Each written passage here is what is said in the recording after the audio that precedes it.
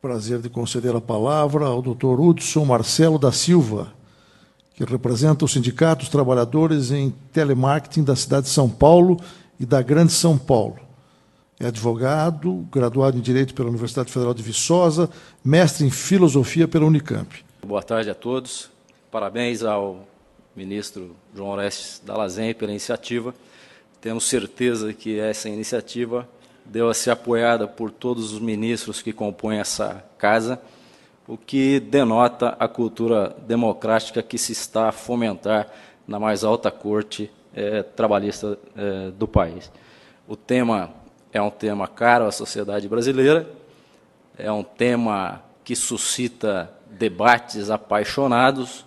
Existem aqueles que são favoráveis, existem aqueles que são contrários, mas nós, lá do Sindicato dos Trabalhadores em Telemarketing, temos uma opinião muito clara sobre esse tema.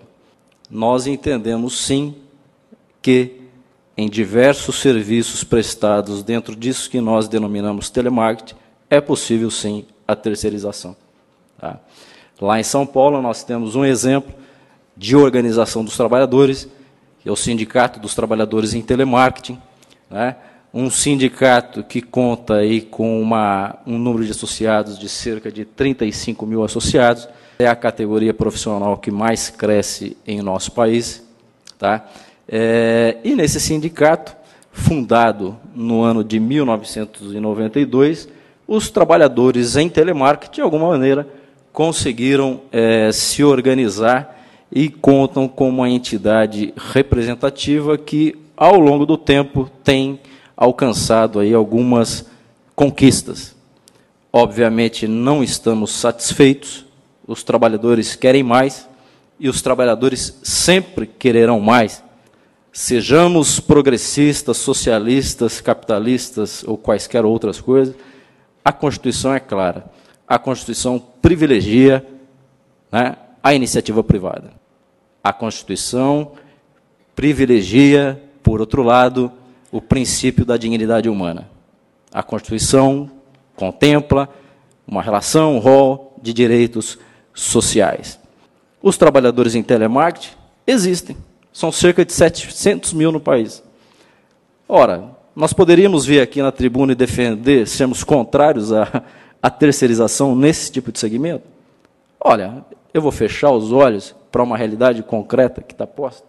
O que fazer com esses trabalhadores? O que fazer com essas empresas de telemarketing que, bem ou mal, estão gerando empregos? Não é? Então, por isso que lá nós adotamos essa posição, e aqui nós não teremos tempo de explicar do ponto de vista sociológico, enfim, que parece uma posição bem, perdoa a expressão, pelega, mas é fato. A terceirização é uma realidade e, no caso de telemarketing, nós entendemos que ela seja perfeitamente possível. O sindicato foi fundado em 1992, não é? Então é uma categoria profissional, e eu digo categoria até por conta das regras de enquadramento sindical no Brasil. Por quê? Porque hoje existem, sim, empresas de telemarketing. Existem empresas que estão nesse ramo de atividade econômica, que é o telemarketing. O ano de obtenção do nosso registro sindical lá foi o ano de 2000. Agora, vejam só os senhores.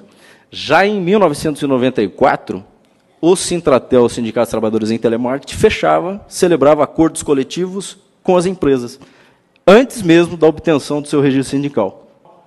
Convenções essas que previam, ministro Dallazen, e eu sei que o senhor é sensível à matéria, a jornada de trabalho de 6 horas por dia aos trabalhadores de telemarketing.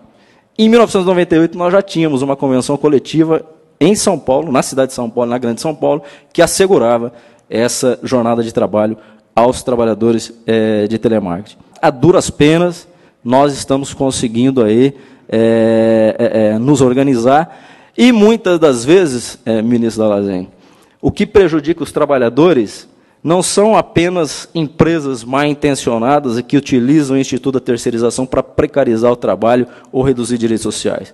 São também outras mazelas que nós nos deparamos, como mazelas perpetradas pelo órgão incumbido, né, do registro sindical, que é o Ministério do Trabalho, não é verdade?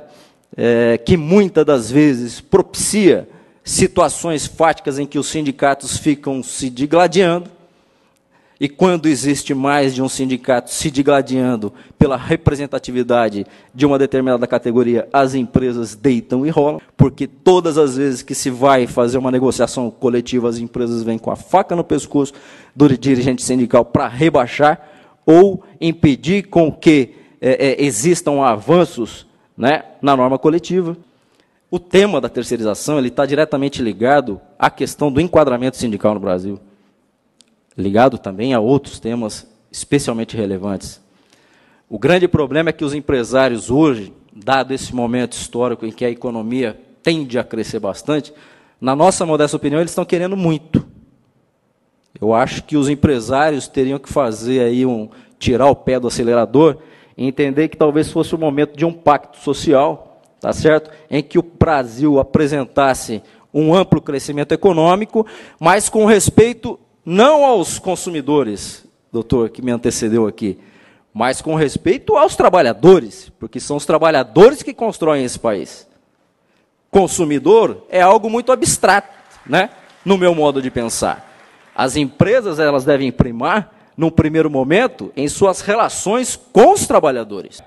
Essa sim deve ser privilegiada, porque hoje nós ouvimos falar muito em responsabilidade social das empresas, né? O que para nós é um discurso ideológico, porque empresa, sejamos francos, no atual momento que se encontra no nosso país, não tem nenhuma responsabilidade social.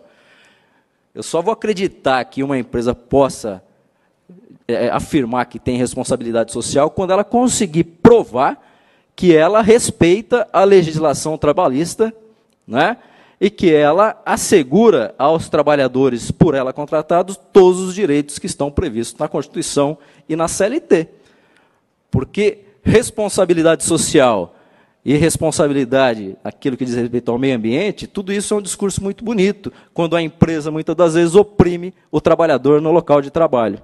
Então, talvez fosse o caso, ministro Dall'Azen, de sugerir a proposta de criar um selo para as empresas que efetivamente cumprem a legislação trabalhista. Agora, quando eu digo que elas querem demais, querem por quê? Porque as empresas não querem tão somente regulamentar um projeto, né, de matiz, tal como veio expor aqui o deputado federal Sandro Mabel. Aliás, deveríamos dar um recado para o deputado Sandro Mabel, que eu acho desrespeitoso o deputado chegar nessa casa e afirmar que o projeto dele de lei já está pronto e acabado e vai passar. Eu acho que a sociedade deve se opor, porque o projeto dele, de longe, não é o melhor para tratar ou regulamentar o tema.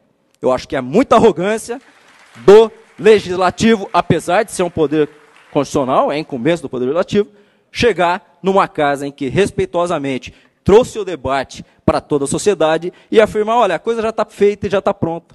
Esse projeto vai passar e vai passar do jeito que nós queremos. Agora, o projeto do Sandro Mabel não é o único. O deputado Vicentinho também tem um projeto de lei, assim como as centrais sindicais também elaboraram conjuntamente, num grupo criado pelo Ministério do Trabalho e Emprego, um projeto em consenso sobre a terceirização. Portanto, acho que nós temos que dar o recado para o Congresso Nacional, que as coisas no Brasil não devem mais se passar dessa maneira para privilegiar só os interesses de um dos lados. Portanto, a nossa posição lá em São Paulo, dadas as atividades, as funções que os operadores de telemarketing desempenham, nós entendemos que, nesse segmento, existe a possibilidade, sim, da terceirização de diversos tipos de serviço. Boa tarde a todos. Obrigado.